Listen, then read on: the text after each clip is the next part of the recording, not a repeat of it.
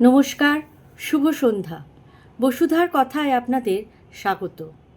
প্রয়াত হয়েছেন বাংলা সাহিত্যের জগতের এক বিশিষ্ট লেখক শঙ্কর, এবং সেই শঙ্করের লেখাই অজানা অচেনা বিবেকানন্দ থেকে আমরা স্বামীজি সম্পর্কে বহু রকম তথ্য পেয়েছি, যেগুলি সত্যি আমাদের কাছে অচেনা ছিল, অজানা ছিল।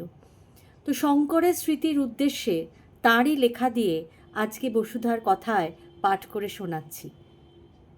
স্বামীজির বিভিন্ন জীবনের বিভিন্ন কথা এখানে শঙ্কর তুলে ধরেছেন। কখনো তার সন্ন্যাস জীবনের কথা, কখনো তার পারিবারিক জীবনের অশান্তি, কখনো তার পাশ্চাত্য জীবনের কথা, এবং এক ভোজন রসিক স্বামীজির কথা, যেটা শঙ্কর বারবার করে তার লেখায় তুলে ধরেছেন। অনবদ্য সেই গল্প। কি বলছেন শঙ্কর, আসুন শুনে নিই। পাশ্চাত্যের বিবেকানন্দ, বিলেতের বিবেকানন্দ, বিশ্বজয় করে দেশে ফেরা বিবেকানন্দ এবং মহাপ্রস্থানের পথে বিবেকানন্দ। এবার তার রান্নাবান্না, খাওয়া এবং না খাওয়া বিবেকানন্দকে প্রথম পর্বের মাপটার ওপর চাপিয়ে দেওয়া যাক। তবে বুঝতে পারা যাবে একটা মানুষ কত সহ্য করতে পারে। এত সহ্য করেও সমস্ত মানুষের মঙ্গল ও মুক্তির জন্য স্বামীজি কেমন করে এত ভাবতে পারলেন। পটলাদাকে সেবার প্রশ্ন করেছিলাম, মানুষটা যেভাবে বনবন করে ঘুরছে, শরীর স্বাস্থ্য এবং সামর্থ্যের তোয়াক্কা না করে, তাতে কেমনভাবে খোঁজ পাবো স্বামীজির খাবার দাবার? পটলাদা বললেন, নিরুৎসাহ হবি না, ওটা হলো ডিসপেপটিক জাতির লক্ষণ। পেটের রোগে আজন্ম ভুগলে মাঝে মাঝে অমন দিশাহারা ভাব হয়। স্বামীজির পাশ্চাত্য পর্বটা ইদানিং খুঁটিয়ে খুঁটিয়ে বিচার বিবেচনা করা হয়েছে। আমরা যখন বিবেকানন্দ স্কুলে পড়তাম, তখন স্বামীজির কয়েকশো চিঠিপত্র আর খান কয়েক বক্তৃতা ছাড়া আমাদের হাতে তেমন কিছুই ছিল না। তারপর মার্কিনী গবেষিকা মেরি লুইস বার্গ আসরে নেমে পড়ে কাগজপত্র, চিঠিপত্র এবং অসংখ্য পরিবারের স্মৃতি সঞ্চয় মন্থন করে ইংরেজি ভাষায় এমন আশ্চর্য কাজ করেছেন যে মাথা ঘুরে যায়। পড়তে পড়তে যেখানে ছিটেফোঁটা যে যা পাওয়া গেছে তার নোট বইতে টুকে নিয়েছি। স্বদেশী পর্বটা ব্যাকগিয়ারে করে বিবেচনা করা যাবে পরে। আগে আমেরিকা ও ইউরোপ পর্বের খোঁজ খবর নেওয়া যাক। কেশব সেনের ভাগ্নে বিএল গুপ্ত তখন লন্ডনে থাকতেন। মিসেস গুপ্তের বাড়িতে প্রায়ই যে বিবেকানন্দের পদধূলি পড়ত তার প্রমাণ রয়েছে। মিসেস গুপ্ত খোদ লন্ডনে বসে ছানা কাটিয়ে পান্তুয়া তৈরি করতেন এবং অভ্যাগতদের খাওয়াতেন। আজকের কথা নয়, খোদ 1896 সালের রিপোর্ট।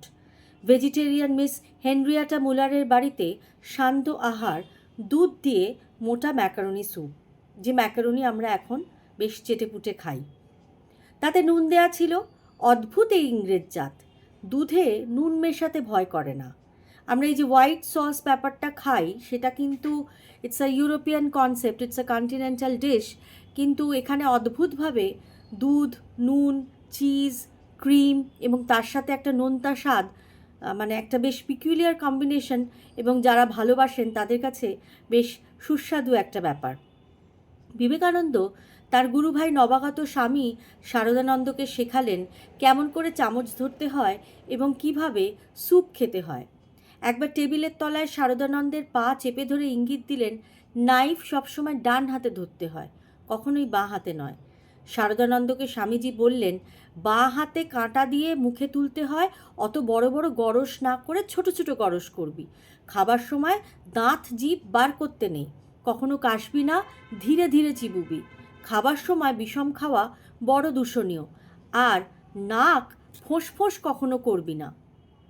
বুঝে দেখুন কি সাংঘাতিক এটিকেট সম্পর্কে তার সচেতনতা ছিল। আরেকদিন ভ্রাতা মহেন্দ্রকে বিবেকানন্দ জিজ্ঞাসা করলেন, কিরে কি খেয়েছিস?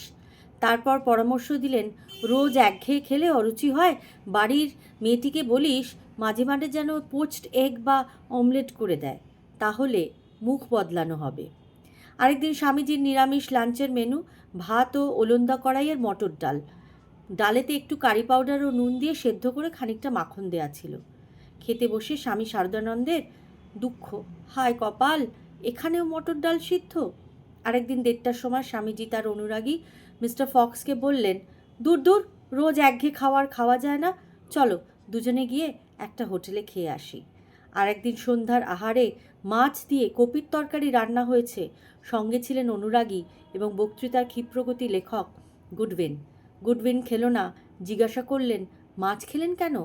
স্বামীজি হাসতে হাসতে বললেন, আরে বুড়ি ঝিটা মাছ এনেছে, সেটা না খেলে নর্দমাতে ফেলে দিত, ওটা না হয় পেটে ফেলেছি। এই ছিলেন আমাদের স্বামীজি। শুধু ভক্তির কথা নয়, বেদান্তের কথা নয়, জীবনের কথা, সরস্বতার কথা, আনন্দের কথা, আর বাঙালি জীবনের সেলিব্রেশন, খাওয়ার কথা বড় আনন্দের সহকারে বলে গেছেন এবং শঙ্কর অতি সুন্দরভাবে সেগুলো আমাদের কাছে চিরকালের জন্য উপহার দিয়ে গেলেন। সবাই ভালো থাকবেন, সবাইকে ভালো রাখবেন। সর্বে ভবন্তু সুখিনা, সর্বে সন্তু নিরাময়া, সর্বে ভদ্রাণি পশ্যন্তু, মা কশ্চিৎ দুঃখভাগ ভবেৎ। আর বসুধার কথা চ্যানেলটিকে লাইক, শেয়ার এবং সাবস্ক্রাইব করবেন। ধন্যবাদ। শুভরাত্রি।